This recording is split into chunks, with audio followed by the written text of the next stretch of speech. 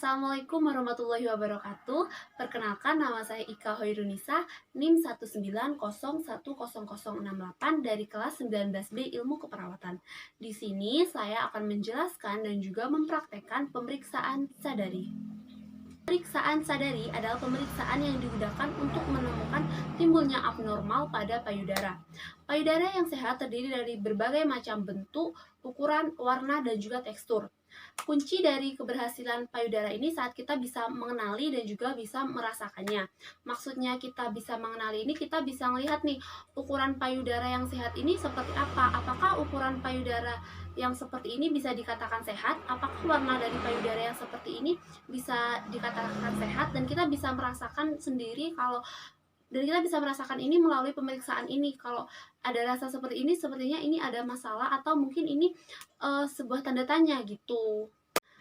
Dan pemeriksaan sadari ini tujuannya itu untuk deteksi dini adanya ketidaknormalan pada payudara, bukan untuk mencegah kanker payudara. Untuk tahap prainteraksinya, yaitu ada yang pertama, sebelum dan sesudah melakukan tindakan kita cuci tangan. Yang kedua, kita siapkan cermin dan juga baby oil. Dan kapan sih saat kita melakukan pemeriksaan sadari? Jadi pemeriksaan sadari itu bisa kita lakukan 1 bulan sekali.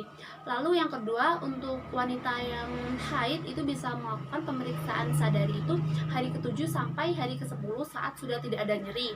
Yang ketiga, untuk wanita menopause ini bisa melakukan pemeriksaan sadari dengan tanggal yang sama. Maksudnya semisal bulan ini dia melakukan pemeriksaan sadari pada tanggal 1, berarti bulan berikutnya juga melakukan pemeriksaan sadari pada tanggal 1. Tahap interaksi yang pertama, kita berikan salam kepada klien. Yang kedua, kita menjelaskan kegiatan dan tujuan dari kegiatan kita. Kita ini mau apa sama kliennya dan tujuannya itu untuk apa. Yang ketiga, yaitu prosedurnya. Jadi prosedur pemeriksaan sadari ini seperti ini kita jelaskan ke kliennya. Lalu selanjutnya adalah kontrak waktu. Jadi berapa lama nih kita mau melakukan pemeriksaan sadari ini. Yang kelima adalah kesiapan klien dan juga persetujuannya. Kita tanya nih, kliennya siap nggak melakukan pemeriksaan sadari dan setuju nggak mau melakukan pemeriksaan sadari. Tahap kerja. Yang pertama, berdiri di depan cermin dengan tangan di sisi tubuh seperti ini. Yang kedua, buka pakaian. Lalu selanjutnya adalah melakukan inspeksi saat tangan berada di sisi tubuh dan juga saat membuka pakaian. Itu saatnya kita melakukan inspeksi. Jadi yang kita inspeksi adalah payudara dan juga putingnya. Di payudara ini apakah bentuknya, ukurannya, warnanya itu kita inspeksi. Apakah ada kerutan, apakah warnanya ini tidak normal, bentuknya seperti apa, ukurannya seperti apa, lalu apakah payudara ini menggantung secara seimbang. Periksa juga apakah terdapat ruam-ruam di payudaranya.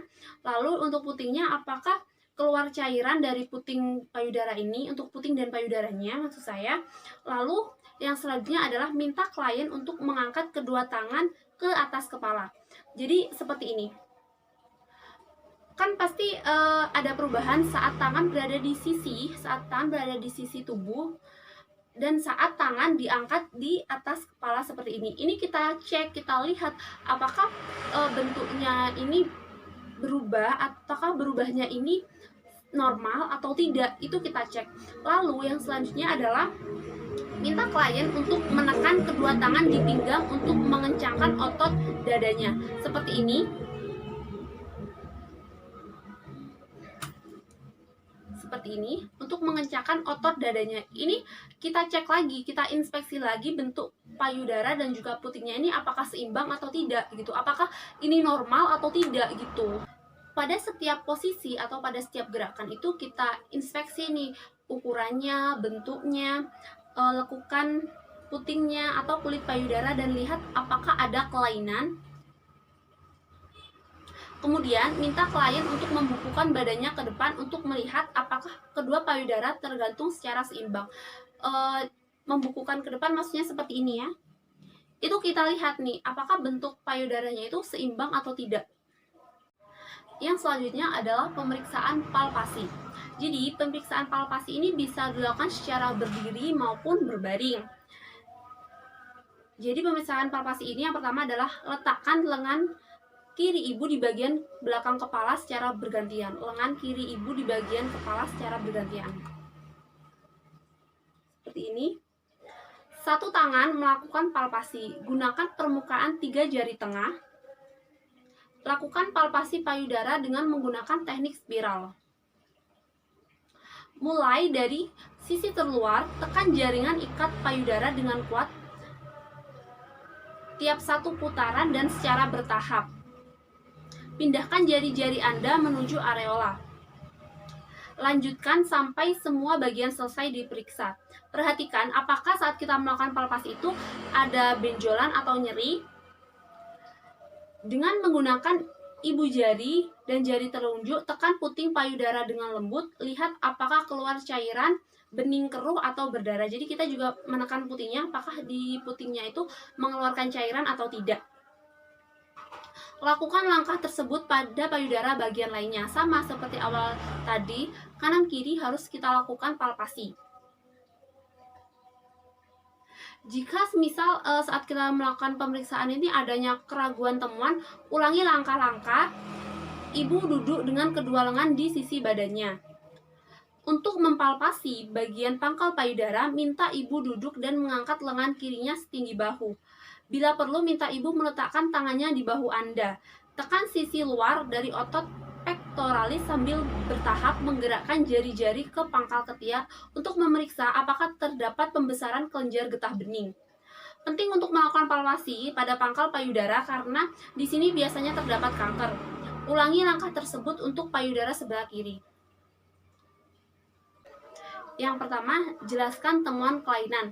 Maksudnya jika ada kelainan itu kita jelaskan nih ke kliennya ini ada kelainan di bagian ini dan apa yang harusnya dilakukan oleh klien. Yang kedua, jelaskan apabila normal. Apabila normal, kita menjelaskan nih bahwa keadaannya semuanya normal dan kapan waktu dari klien ini untuk kembali lagi di sini. Lalu untuk mempermudah pemeriksaannya, kita dapat menggunakan cairan pelicin seperti minyak kelapa, baby oil, atau lotion. Catat temuan. Yang dicatat yang pertama adalah bentuknya. Terdapat perbedaan bentuk payudaranya atau tidak. Yang kedua ada kulit, halus, berkerut, atau beresung ruam. Cairannya ini abnormal atau normal. Massa atau benjolannya. Terus ukurannya, konsistensinya, keras, lunak, berisi cairan atau mengeras, mobilitas, massa dapat bergerak atau tetap. Sekian dari saya, apabila ada kesalahan saya mohon maaf, dan wassalamualaikum warahmatullahi wabarakatuh.